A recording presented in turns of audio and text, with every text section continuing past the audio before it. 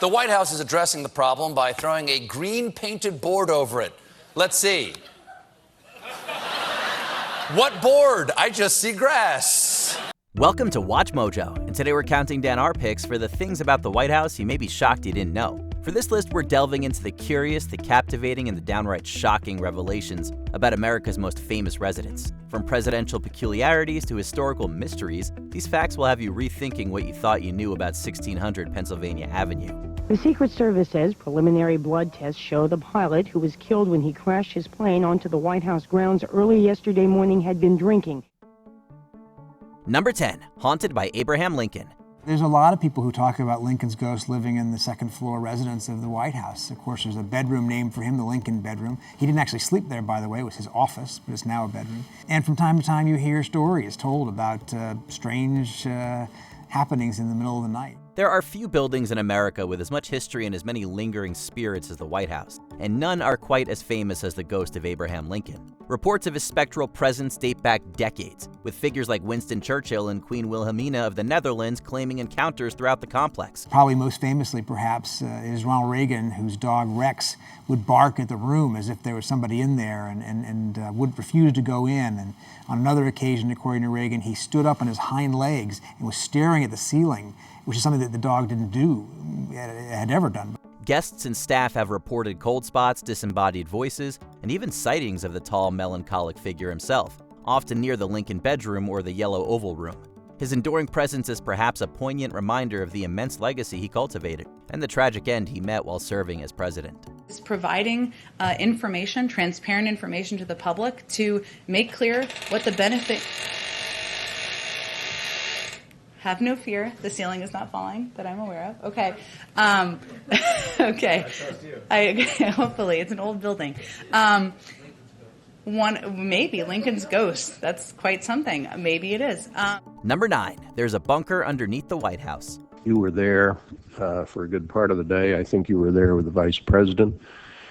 And we had that order given, I think it was by the president, that authorized the shooting down of commercial aircraft that were suspected to be controlled by terrorists.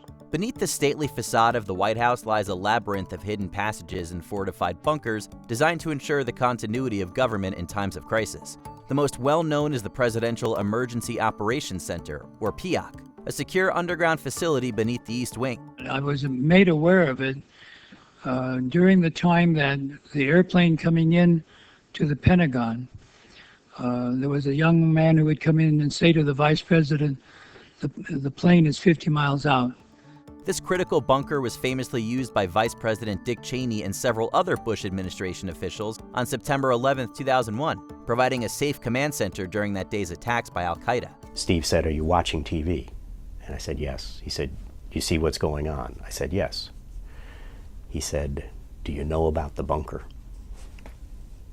And fortunately, I did. Beyond the PEOC, rumors and accounts suggest a network of other tunnels connecting the White House to nearby Treasury buildings or other secure locations, adding to the mystique of its hidden depths. Steve subsequently told me that in the Clinton administration, it had been, in some cases, months and years before people were briefed on the existence of it. And because nobody ever thought the U.S. itself would be under attack. I mean, that bunker was kind of an artifact of the bygone Cold War era. Number 8, the White House was built using slave labor. The story of generations of people who felt the lash of bondage, the shame of servitude, the sting of segregation, but who kept on striving and hoping and doing what needed to be done so that today I wake up every morning in a house that was built by slaves. It's a sobering and often overlooked truth that the very foundation of the White House was laid with the labor of enslaved people. Rented from local slave owners or, in some cases, directly employed by the government, enslaved African Americans played a crucial role in nearly every aspect of the building's construction. It was the slaves that did a lot of the building of the White House. They also worked there, did the service jobs, were the people that would tend the horses or clean the dishes, prepare the meals. They quarried the stone, felled timber, worked as carpenters, masons, and plasterers, contributing immensely to the architectural marvel that stands today. This stark historical fact serves as a powerful reminder of the complex and often painful origins of American institutions, built on the backs of those denied their freedom. And I watch my daughters, two beautiful, intelligent black young women, playing with their dogs on the White House lawn. Number 7, hidden bowling alley. I get a lot of weird people emailing me weird things all the time, but in the summer of 2012, some total stranger emailed me and was like, hey, I work in the White House. Would you like to come down and go bowling and have pizza and beer in the basement of the White House? To which I responded an enthusiastic yes. Amidst the formal offices and historic rooms, the White House actually boasts a secret amenity, a bowling alley. The first lanes were installed in the West Wing basement in 1947 by President Harry S. Truman, much to the delight of his staff and family. This is the bowling alley. 2 lanes here, classical style seating, presidential photos on the walls. It's not super big. The balls all live here. Good luck, Junior. Knock 'em dead. Later in 1969, President Richard Nixon, an avid bowler himself, had a new single-lane alley constructed in an underground space beneath the old Executive Office Building, now known as the Eisenhower Executive Office Building.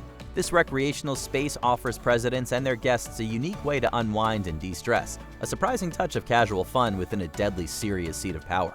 E.J. Tackett is the reigning Pro Bowlers Association Bowler of the Year.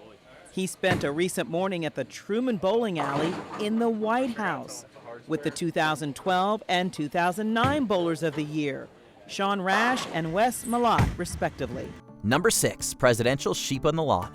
Imagine looking out onto the pristine White House lawn and seeing a flock of sheep placidly grazing. This surprising sight was a reality during Woodrow Wilson's presidency, specifically during World War I. Woodrow Wilson was in many ways the great tragic figure of the Great War. More than any single person, it was in his power to determine whether we fought or not. The decision was an absolute torment for him. He had this deep aversion to war, but he truly understood what America was trying to do. To demonstrate wartime thrift and conserve manpower and resources, Wilson introduced a flock of 48 sheep to act as natural lawnmowers for the sprawling grounds. Not only did they keep the grass neatly trimmed, but their wool was shorn annually and auctioned off, with the proceeds benefiting the American Red Cross. It was an ingenious, if unconventional, way to save money and contribute to the war effort. And in the end, his efforts to make the war mean something through the League of Nations or through the Treaty of Versailles ran headlong into his own arrogance and inflexibility. And so he was his own worst enemy. And that's the tragedy, I think, of Woodrow Wilson. Number 5, the burning of the White House. By 8 p.m., British forces, led by Major General Ross, enter Washington. It was never expected that an army of 4,000 men could march with little or no difficulty, take and have at its mercy the capital of the United States. In one of the most dramatic and humiliating moments in American history, the White House was set ablaze by British troops during the War of 1812. On August 24, 1814, following the Battle of Bladensburg, British forces marched into Washington, D.C. seeking retribution for American attacks on what's now Toronto. Redcoats, under the command of Vice Admiral Coburn, break into the Capitol. They stage a mock legislation and vote unanimously to burn the building. One resident watches the fire from her rooftop. No drawing room was ever as brilliantly lit as the whole city that night. They systematically torched government buildings, leaving the executive mansion a charred and gutted shell. First Lady Dolly Madison famously saved Gilbert Stuart's iconic Lansdowne portrait of George Washington before fleeing. The building's near-total destruction necessitated a massive rebuilding effort, ultimately leading to its distinctive white appearance from the paint used to cover the scorch marks. The destruction of Washington's public buildings, these fires, the glow of which was seen 50 miles away, struck at the hearts of many Americans wherever they were. Every American heart is bursting with shame and indignation at the catastrophe, recalls George Douglas, a militia private. Number 4, the British burned down the White House but first ate dinner there. At about 10:30 p.m., the men move on to another key government target, the White House.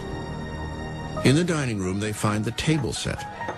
Coburn orders wine poured and, in a sarcastic toast to the president, drinks to Jemmy's health. As if burning down the White House wasn't audacious enough, the British troops who accomplished the feat added an extra layer of insolence to their conquest. Upon entering the presidential mansion on that fateful day in 1814, Major General Robert Ross and his officers discovered a full dinner spread, abandoned by the fleeing First Family. Soldiers rampaged through the rooms, grabbing souvenirs, including a ceremonial sword and a pair of rhinestone buckles.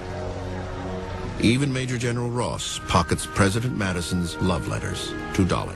Instead of immediately setting fire to the building, they paused to help themselves to the meal, enjoying the wine, meat, and vegetables intended for President James Madison and his guests. Perhaps no one feels the emotions more deeply than President Madison, who watches the fires from horseback in Virginia. There's no sign of panic. There was intense concern about making sure the government didn't fold up, and he felt, of course, a responsibility. Number 3, a sinkhole opened up in front of the White House. This just in from the Department of Obvious Metaphors. A sinkhole has appeared on the White House lawn. It's true. It finally happened. The Earth is fighting back. Good for you, Mama Earth. Good for you. In May 2018, reporters covering President Trump's first term didn't expect to be upstaged by, well, the ground itself. A sinkhole opened on the north lawn alarmingly close to the press briefing room, and it only grew larger by the day. A California geologist and volcanologist explained that sinkholes form as a result of fluids interacting with solids and gravity taking effect, not the gates of hell opening. Are we sure about that? Groundskeepers scrambled to patch it with cones, caution tape, and a wooden board, while the National Park Service assured everyone that such sinkholes were typical for D.C. swampy soil. Twitter, of course, had a field day. Drain the Swamp jokes practically wrote themselves, and some dubbed the fix a deep state cover-up. For a brief moment, nature seemed to be trolling American politics, not unlike the then president himself. I hope Trump has some success filling this hole, because he definitely hasn't filled the hole left by Obama.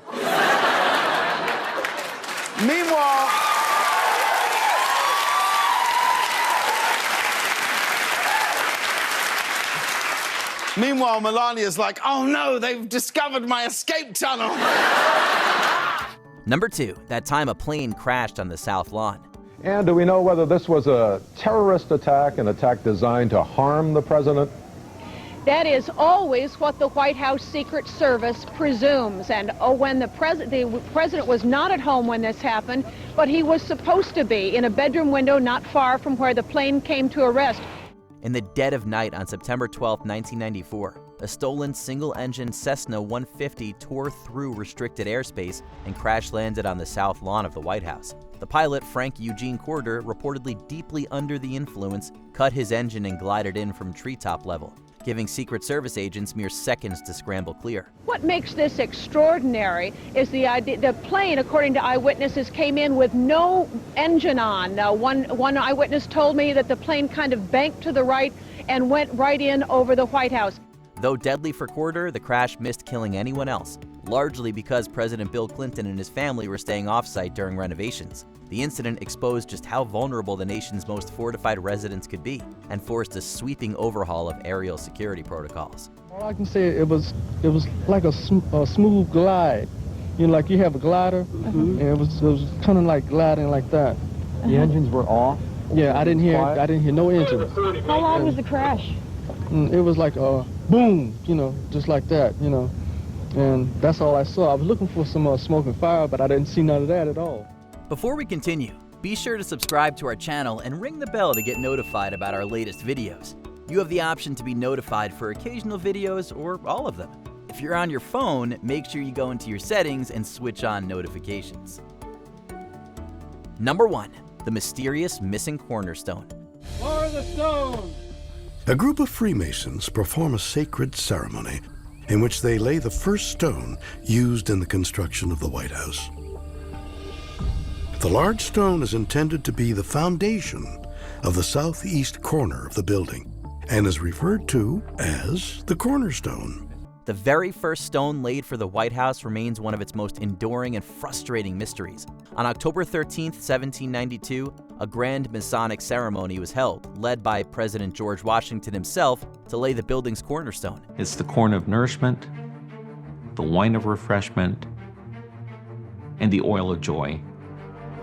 And that really expresses the hopes of the Masons involved for the success of not only that building, but what it represents, the system of government, and by extension, the nation. Following Masonic tradition, the stone may have contained various artifacts, coins, and a commemorative plaque, essentially acting as a time capsule. One of the things that has been speculated is that they would have had some alternate versions of founding documents of America, like a version of the Constitution that also included in it the Masons' vision of how the nation was supposed to proceed. An alternate version of the Constitution placed in the cornerstone of the White House. Despite numerous searches, including ground-penetrating radar surveys and extensive historical documentation of the ceremony, the exact location of this foundational stone has never been definitively found. It's a baffling historical puzzle, leaving historians and treasure hunters alike wondering where America's symbolic bedrock truly lies hidden. Legally, a different version of the Constitution wouldn't mean anything. The Constitution we have is the one that was ratified by the states.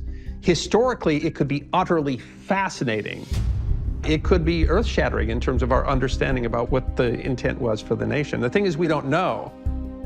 So you can see why people want to find a cornerstone. Which White House fact on our list shocked you the most? Are there any other fascinating tidbits we missed? Let us know in the comments below. This was an individual who was perhaps mentally disturbed. Workers there failed to alert the Secret Service. It was tracked. They know that from going back, but nobody was watching the radar.